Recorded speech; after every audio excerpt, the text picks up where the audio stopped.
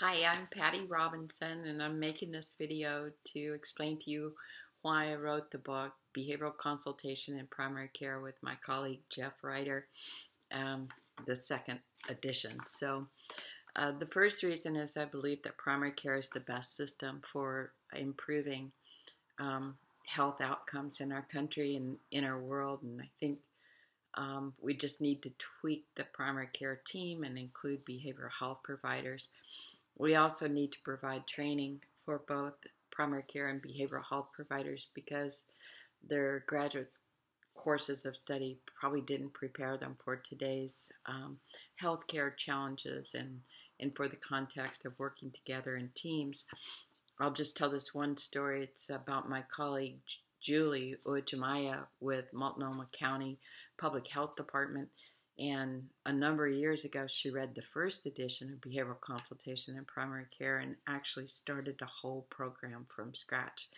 I think there are more people out there like Julie that can read a book and start to do a lot of good. So, second reason is just because more and more people are getting medically and psychologically sick, and there's a shortage of healthcare providers. So I'm hoping that this book will help with workforce development, and I hope some of the readers will think more about how to take some of the ideas in the book and teach them to people that may not have as much training as a master's degree or a doctoral degree, but people with perhaps a high school diploma and a desire to help people in their community.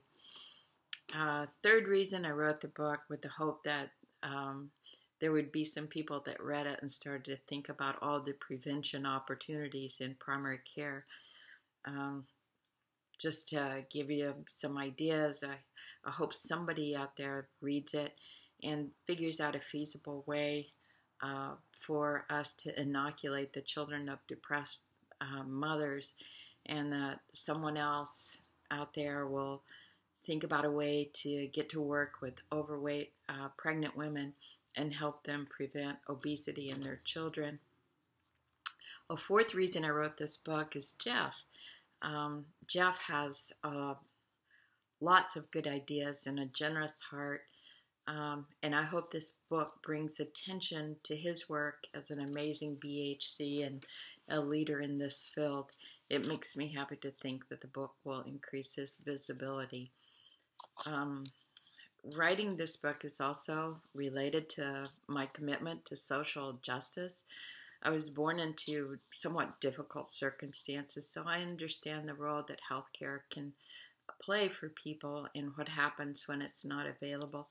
So my hope is that people who read this book will apply it to create a healthcare system that is available and helpful to all people.